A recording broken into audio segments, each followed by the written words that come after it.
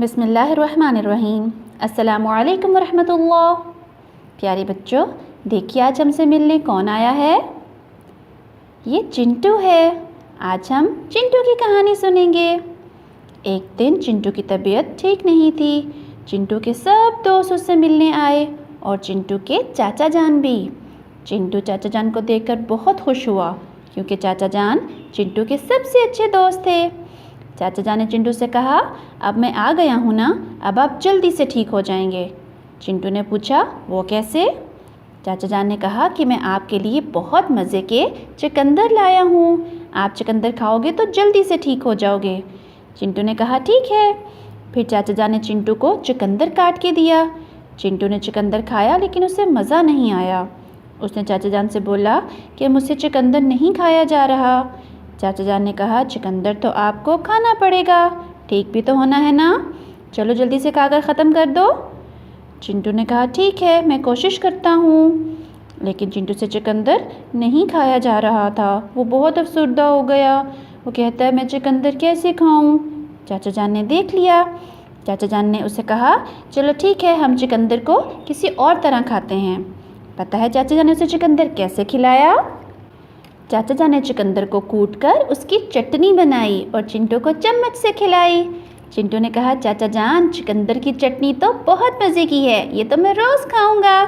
چاچا جان بھی خوش ہو گئے۔ کیا کھایا تھا چنٹو نے؟ چقندر۔ یہ کیا ہے؟ چقندر۔ شاباش۔ چنٹو بھی خوش تھا اور چاچا جان بھی، اور دونوں بہت مزے سے باتیں کر رہے تھے۔ باتیں کرتے کرتے رات ہو گئی۔ چاچا جان نے کہا، چنٹو بیٹے اب آپ سو جائیں، باقی باتیں اب ہم کل کریں گے۔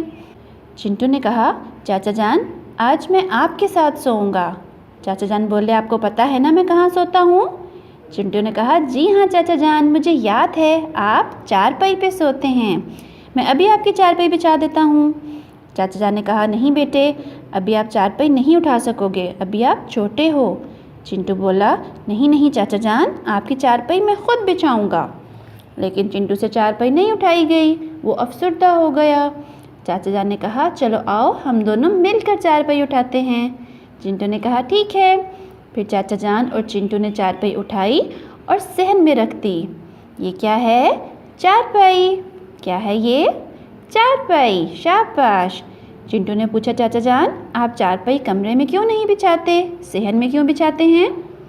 چاچا جان بولے، اللہ تعالیٰ نے رات کو بہت پیارا بنایا ہے، کالے کالے آسمان پہ سفید چمکتا ہوا چاند بنایا، بہت روشن اور بہت پیارا، مجھے چاند کو دیکھتے ہوئے سونا بہت اچھا لگتا ہے۔ چنٹو نے کہا، چاچا جان واقعی چاند تو بہت پیارا ہے۔ چاچا جان اور چنٹو باتیں کر رہے تھے، اچانک چھت سے کوئی آواز آئی۔ چنٹو بولا، یہ کیسی آواز ہے؟ چاچا جان نے کہا، چلو چھت پہ چل کر دیکھتے ہیں۔ چنٹو نے بتایا کہ چھت پہ تو تالا لگا ہے اور چابی کا تو اسے نہیں پتہ۔ پھر چاچا جان چابی ڈھونڈنے لگے لیکن چابی نہیں مل رہی تھی۔ کیا گم گیا تھا؟ چابی۔ یہ کیا ہے؟ چابی۔ چنٹو کو یاد آیا کہ اس کی ماما چابیاں کہاں رکھتی ہیں۔ وہ جلدی سے گیا اور چابی لے کر آ گیا۔ پھر چاچا جان چھت پہ گئے، چھت پہ ایک چمگادڑ گری ہوئی تھی۔ کون؟ چمگادڑ۔ یہ کیا ہے؟ چمگادڑ۔ چاچا جان نے پاس جا کر دیکھا، چمگادڑ کو تو کہیں چوٹ نہیں لگی تھی، تو پھر اس کو کیا ہوا تھا؟ چمگادڑ کو پیاس لگی تھی، وہ بہت زیادہ پیاسی تھی، اس سے بالکل بھی اڑا نہیں جا رہا تھا۔ چنٹو جلدی سے چمگادڑ کے لیے پانی لے کر آیا۔ پتہ ہے چمگادڑ نے پانی کس میں پیا تھا؟ چمچ سے۔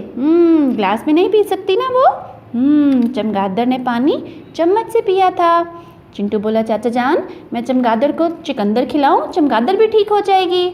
چاچا جان تو ہنسنے لگے۔ انہوں نے کہا، چمگادڑ چقندر نہیں کھاتی، چقندر تو صرف آپ کے لیے ہے۔ چمگادڑ نے جلدی سے پانی پیا اور چلی گئی۔